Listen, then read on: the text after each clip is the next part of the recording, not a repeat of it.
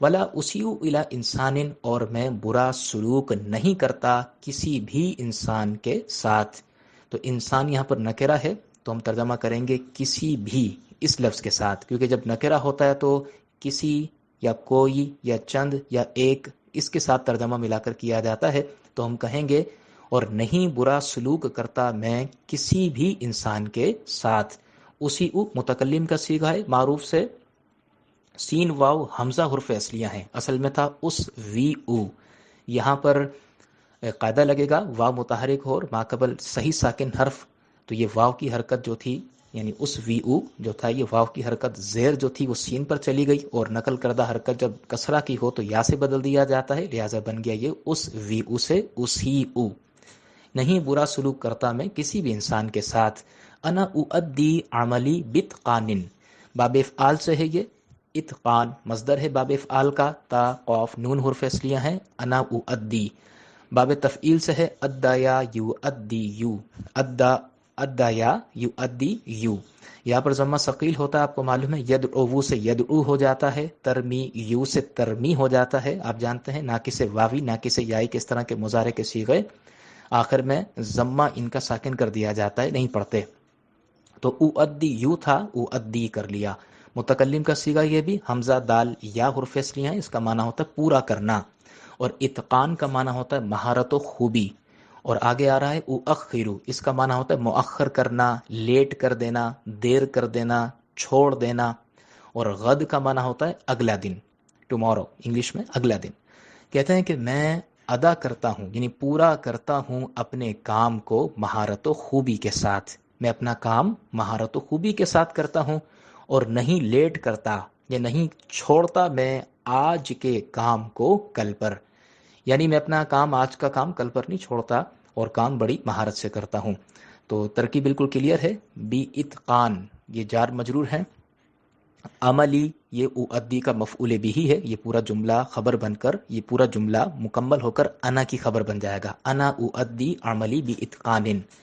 ولا اؤخر یہ باب تفعیل سے ہے، اخر یؤخر مؤخر کرنا. عمل الیومی، عمل مضاف ہے، یوم مضاف الیہ مرکب اضافی بن کر اؤخر کا مفعول بھی ہے.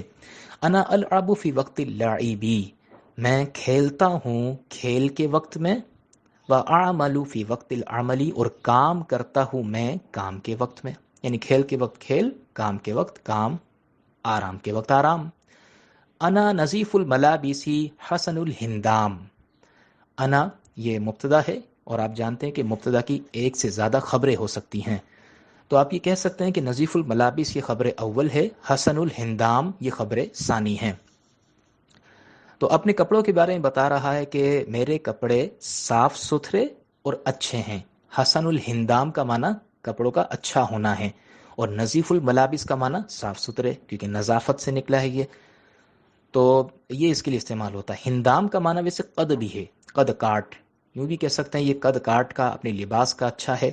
لیکن اس کا ترجمہ جو زیادہ مناسب ہے وہ یہ ہے، انا نظیف الملابسی حسن الہندام، میں میرے کپڑے صاف ستھرے اچھے ہیں. اچھا ایک بات کی میں وضاحت کر دیتا ہوں کہ یہاں پر جتنی بھی آپ عبارت تیار کریں گے تو یہ آپ اپنے ذہن سے تیار کرنا ہے، کسی سے پوچھنا نہیں ہے، اور خاص کر آپ نے اس کو گوگل نہیں کرنا. ایسا نہ ہو کہ آپ ٹرانسلیٹ عربک ٹو اردو نکال لیں اور فوراً جو ہے عربی عبارت ٹائپ کریں اور جا کے ترجمہ دیکھ لیں اور چھاپ دیں. ایسے پھر صلاحیت بیدار نہیں ہوگی.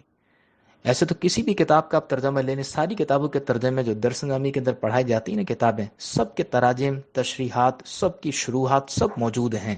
تو پھر تو محنت کرنے کی حاجت ہی نہیں ہے. عربی کتابیں ساری ختم کر دی جائیں، اس پر بالکل محنت نہ کی جائے، صلاحیت بیدار نہیں ہوگی. ایسے ایک سیکنڈ لگے گا، آپ ٹرانسلیٹ عربک ٹو اردو کر کے دیکھیں گوگل پر اور یہ الفاظ ڈال دیں، اس کے اندر سب ٹرانسلیشن کر کے آپ کو چند سیکنڈ کے اندر دے دے گا، اور ایسی زبردست ترجمہ کر کے دے گا کہ آپ حیران رہ جائیں گے کہ ایسا تو شاید ہم کر بھی نہیں سکتے تھے. الفاظ کے معانی دیکھنے کے بعد بھی وہ بالکل ناپ تول کے ترجمہ نکال کر دے دے گا آپ کو. لیکن آپ نے ایسا نہیں کرنا، اس امانت میں خیانت نہیں کرنا، ورنہ ہو سکتا ہے شاید ہم چیک تو کر دیں لیکن صلاحیتیں آپ کے اندر یاد رکھیے گا بیدار نہیں ہوں گی. تو انا نظیف الملابس حسن الہندام، ہندام کا معنی آپ دیکھیے ڈکشنری میں، بہترین کتاب ہے قاموس الوحید، تقریباً الفاظ کے معنی آپ کو اس کے اندر مل جاتے ہیں. پھر بھی اگر کوئی لفظ اگر آپ کو نہیں مل پاتا تو ہم سے آپ رابطہ کریں، ہم آپ کو سمجھائیں گے کہ اس لفظ کا معنی یہ ہے. اور پھر جب آپ کو اس لفظ کا معنی پتہ چل جائے تو آپ پھر خود عبارت تیار کرنے کی کوشش کریں، خود ترجمہ کریں، تھوڑا کریں، 100 میں سے آپ 70% کر لیں، لیکن اپنی بہاف پر اپنے ذہنی صلاحیتوں کو استعمال کرتے ہوئے کریں گے تو فائدہ ہوگا، ورنہ چھاپنے کا کوئی فائدہ نہیں ہے۔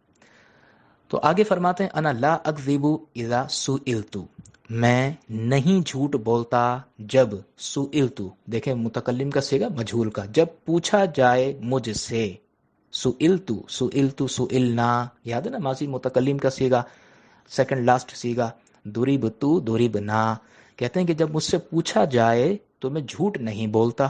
کیوں نہیں بولتا؟ لأن، اس لیے کہ کذابہ، کذاب اس میں فاعل کا صیغہ ہے، آپ کو یاد ہے قہار کے وزن پہ بتایا تھا فعال، اس لیے کہ جھوٹ بولنے والا، یکرہہ الناس، نا پسند کرتے ہیں، ہو اس کو، یہاں پر فعل اور فاعل کے درمیان بیچ میں ہو ضمیر مفعول بہ ہے، اور ایسا ہو سکتا ہے کہ پہلے فعل ہو پھر مفعول بہ ہو اور پھر اس کا فاعل آگے آ رہا ہو، تو الناس پہ رفع آیا، یکرہو کا فاعل ہے یہ۔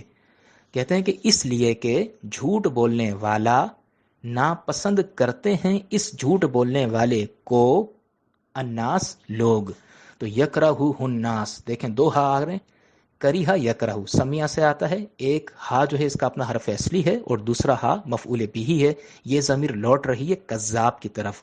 اور آپ کو معلوم ہے کہ جب بھی انا انہا میں جب نظر آتا ہے تو ہم دیکھتے ہیں پہلے تو ایک تو یہ کہ عبارت میں کیا ہے، یہ دیکھیں نا یہاں پر لام حرف جار کے بعد آ رہا ہے، جب بھی مجرور ہوگا یعنی لام حرف جار کے بعد آئے گا، یا جب بھی مضاف الیہ بن رہا ہوگا تو ہم اس کو انا پڑھتے ہیں، لہذا انا پڑھ دیا۔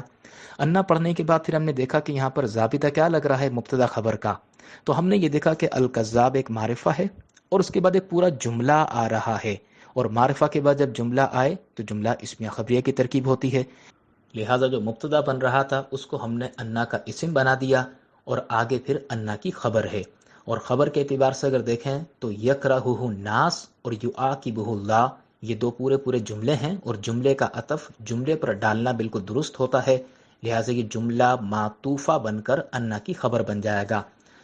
تو یہ یعاقب باب مفاعلہ سے ہے، یہ بھی مضارع کا صیغہ ہے معروف سے، اس میں بیچ میں جو ہو ضمیر آ رہی ہے یہ مفعول بہ ہے، اور لفظ اللہ یعاقب کا فاعل ہے، یعاقب باب مفاعلہ سے، عین قاف با اس کے حرف اصلیہ ہیں۔